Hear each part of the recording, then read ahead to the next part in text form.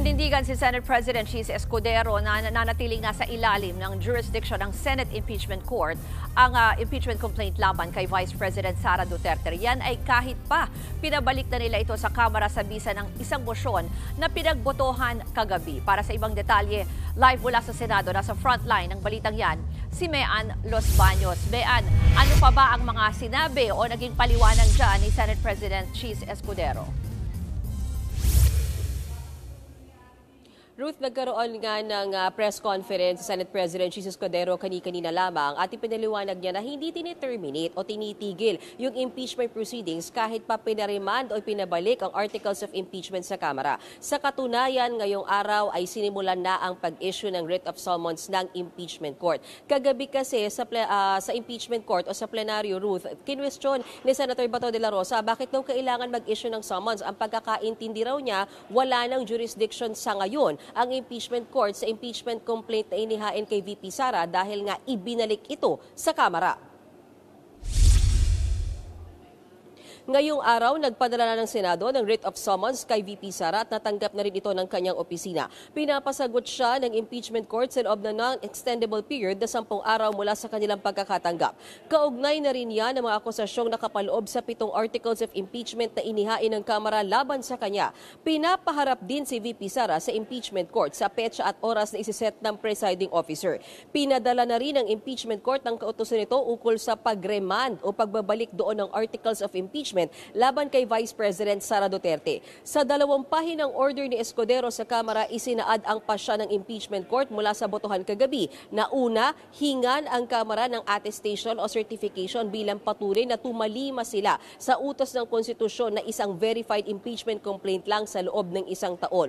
At ikalawa, kailangan magsumite ng resolusyon na nakalakip bilang pleading ang 20th Congress sa impeachment court kung saan, Ruth, hinahayag nila na isusulong pa rin nila ang verified impeachment complaint laban kay VP Sara na inendorso ng Kamara sa ilalim ng kasalukuyang 19th Congress. Sabi rin ni Escudero dahil na-issue na nila ang summons, wala nang pwedeng gawin ng impeachment court kundi hintayin ang sagot at compliance sa kanilang mga kautusan. Ruth, pakinggan natin ang mga naging pahayag ni Senate President Escudero.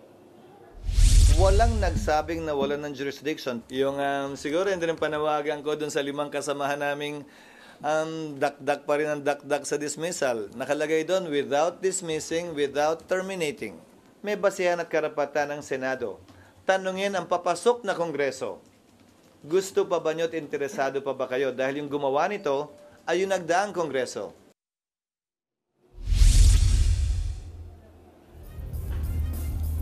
Ruth, sinagot din ni Senate President Escudero yung mga nagsasabing tila lalo pang na-delay yung impeachment trial kay VP Sara dahil imbis nga na mag-diretso sila sa isang trial ay pinabalik ito sa Kamara. Sabi ni Senate President Escudero, hindi yan totoo. Sa katunayan nga raw, mas mapapabilis dahil imbis na sa 20th Congress, pag-usapan yung tungkol sa agam-agam nga nitong impeachment complaint na ito, at least daw ngayon habang magbi-break muli ang sesyon ng Senado at Kamara, maaasikaso na ito at makakapagbigay na sila ng sagot. So oras na magsimula ang trial sa Hulyo ay inaasahan nilang tuloy-tuloy na ito. Ruth.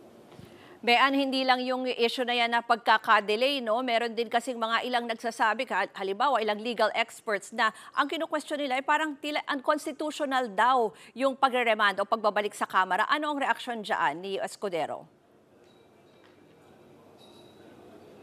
Yes. Ruth, naitanong din natin kay Senate President Escudero yan. Sabi niya, ginagalang niya ang opinyon ng mga taong nagsasabing illegal o hindi tama ang ginawa ng impeachment court kagabi na i-remand o ipabalik yung articles of impeachment sa Kamara. Anya, malaya naman ang kahit sino na ireklamo o iangat ito sa Korte Suprema na siyang magdedesisyon kung ano ang legal at illegal at ano yung constitutional sa hindi, Ruth. Madagdag ko lang dyan, sa isang interview din kanina kay Senator Risa Hontiveros, sinabi niyang tila ang pakiramdam nila planado yung nangyari kahapon na pagpasa ng mosyon na ipabalik yung articles of impeachment sa Kamara. Tingin niya, nagkaroon ng gaslighting sa plenary kagabi at sinasabi rin niya na mukhang talagang may plano na ipabasura yung impeachment complaint laban kay VP Sara Duterte.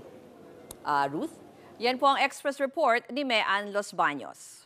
Mga kapatid, ako po si Ruth Cabal. Maging maalam at may pakialam sa mga may init at rumaratsadang balita sa Frontline Express. Para maging updated sa balitaan, Mag-subscribe lang sa social media pages ng News 5.